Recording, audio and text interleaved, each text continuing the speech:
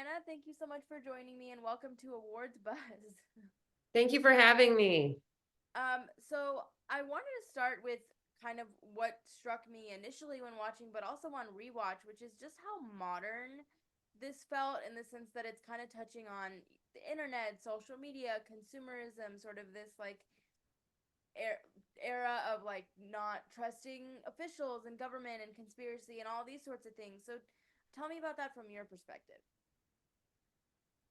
Yeah, I hadn't seen,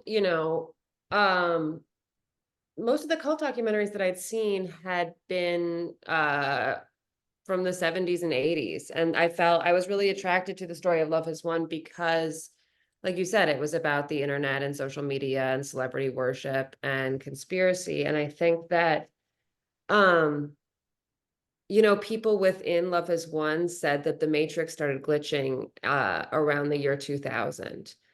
And there was something about them saying that really kind of resonated with me. Before I started making this film, I was looking into doing a film about Y2K and kind of seeing 2000 as this pivot point when things started kind of changing within our culture and when we lost trust. And I think some of that was to do with the Iraq War, and this kind of like new idea that became very widespread that the government could lie to us. And I think my generation was kind of indoctrinated into this idea that the government could lie to us very early on, in middle school and in high school with George W. Bush and the war in Iraq. Um, and I think for a lot of people within Love Is One, it was that kind of widespread belief that the government can lie to us, and mixed with a bunch of different social traumas, addiction, the opioid epidemic, uh, unstable housing, lack of access to mental health care that resulted in Love Is One. And all those things were really interesting to me from a social perspective. Can you talk about sort of how you settled on the structure? Particularly, I was interested that we meet sort of Amy's kids later on in the show and we get to know sort of the real her, quote unquote, a little bit later on. Can you talk about sort of how you made some of those decisions? I don't know what is the real her. I mean, I kind of wanted to, um, I set out to I thought I was going to make a verite film about a bunch of people who believed this woman was God and what happened after she passed away, and they expected a spaceship to come and pick her up, and no spaceship came. I was like, okay, I'm going to go in bed with these people. Let's see what happens. There will be this moment where it's this prophecy unfulfilled, and that could be really interesting, just as a meditation on the nature of belief. Obviously, that didn't happen. Um, Many of the people in the group still believe today. So I was like, okay, got to restructure this. Let's tell the story back. I kind of framed everything around this question of who is Amy Carlson and how did she end up being a mummified person in Colorado being worshipped by a cult? Like, how did that fate befall her? And so telling that story was both telling the story of the way the cult existed and the way it was born and then evolved over time and kind of devolved over time, and also the set of circumstances within Amy's personal life, within her family life, that brought her to that place. And so for the latter, I kind of wanted to go back in time and back in time and back in time. There were some times when some versions of this film that I'd cut where it really opened uh with her being a mom and having abandoned her children. And I think that there's kind of like a knee-jerk impulse when telling stories about women to really put that front and center, like, oh my God, she's a mom, she abandoned her kids. Let's judge her and think about it that way. And for me, I wanted to see her as this multifaceted person, and her motherhood was part of that. But she was so young when she had she was so young when she had her kids. And I think her relationship to motherhood was always really complicated.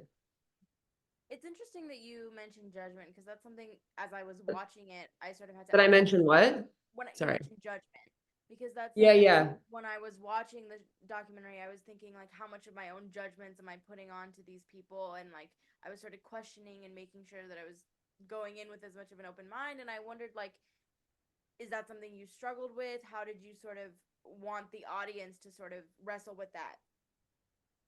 I was really interested in the kind of the juxtaposition of these two really different things, which is like the fact that the people in Love Has Won had social circumstances that are so kind of relatable and common, and their beliefs that are for a lot of people really far out.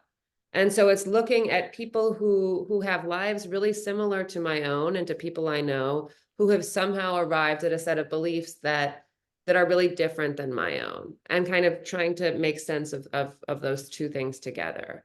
And so on like a, you know, the group Love Is One talks a lot about 3D and 5D.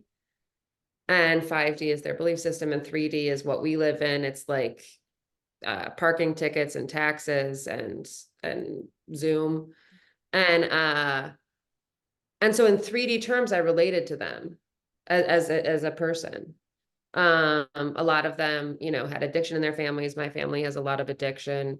It was very easy to relate to them. And then sometimes with some of their, you know, their beliefs, it was harder to relate to them, but I didn't lose the human connection that I had to them through our shared social circumstances.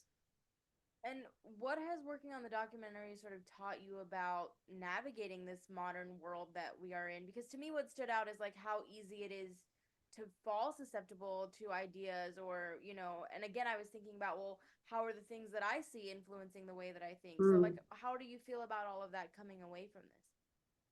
Well, I think that wasn't, I think the idea that we lost consensus reality kind of was something I was really interested in following, you know, Donald Trump's election. And so this idea itself, or my interest in this group, kind of was born out of my interest in the idea that we'd lost consensus reality, or that reality had become fragmented through all of the different media that we consume.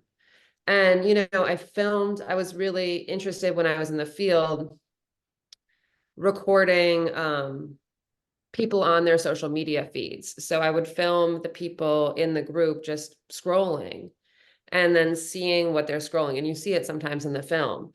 But it was so interesting to me how different their feeds were from my own, and the way that the algorithm has kind of curated a reality that's really palatable to me and that doesn't challenge anything that I believe for me.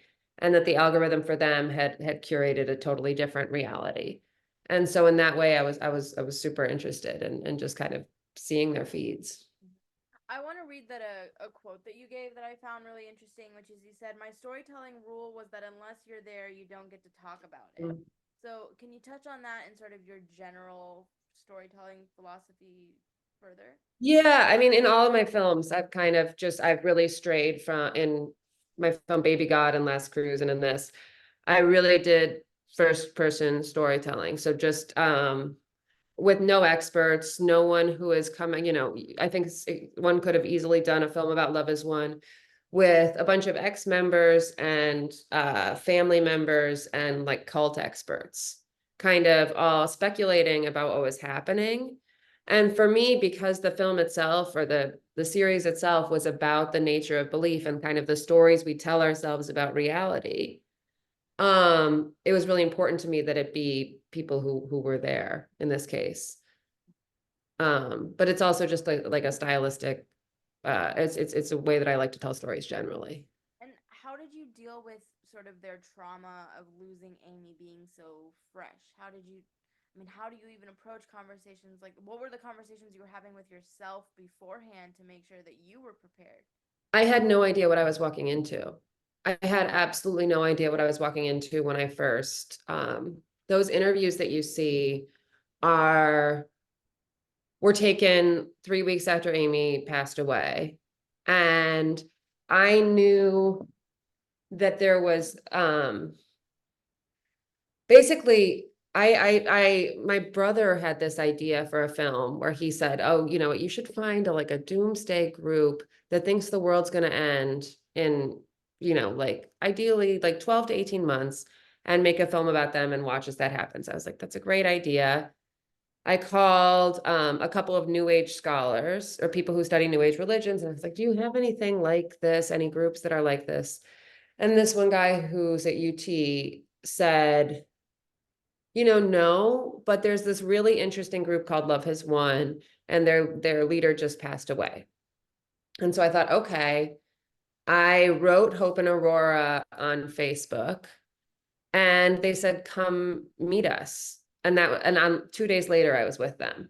Mm. So I didn't know how intimately involved they'd been. I watched some of the live streams. It didn't give me a full sense. So I was really in those interviews, like reporting and kind of figuring there were no kind of pre-interviews for this. I was just learning things as I went along. And so how did I deal with their trauma and trying to have I treated them like friend, or I treated them kindly and like friends. I didn't pressure anyone to participate, and I didn't I kind of I set up the interview station kind of like in the basement of my Airbnb, which was right by theirs. And I said, just like, if anyone wants to come and talk about what happened with me, come on over. And I'd love to record an interview, and whoever's ready can come when they feel like coming, and we'll go from there. But I think I tried to treat them like normal people. And I think they kept saying to me that I was the first person who wasn't in Love Is One that they'd spoken to in years. Um, and I just kind of I just listened to what they had to say. And I think that was a huge thing for them, actually, oddly. No, that's so telling, I think, of where we are in terms of like needing that human connection, right? Is like that's they probably just wanted somebody who could listen to them judgment free and Well, the social media world just creates an echo chamber. And so they have their followers online who are responding to them, but these are followers that the algorithm has generated for them. And then the algorithm is feeding the Love Is One live streams to these people. So it's a really kind of closed loop. And to have someone who is just kind of a random person saying, hey, I can relate to some things you're saying, other things you're saying, I find a little out there, but like, how'd you get here and what happened? If they were very open and willing to talk. Hannah, is there anything I haven't asked you about that you want to touch on as I let you go? No, this is great. Well, thank you so much for your time and thank you for being so open and letting me like dig into your brain. I just found it so fascinating. So thank you Oh, again. thanks for watching thanks for watching the series. Of course, and good luck in Emmy season and beyond, and hopefully we get to touch base on whatever your next project may be. Yeah, great. Thank you so much. Thank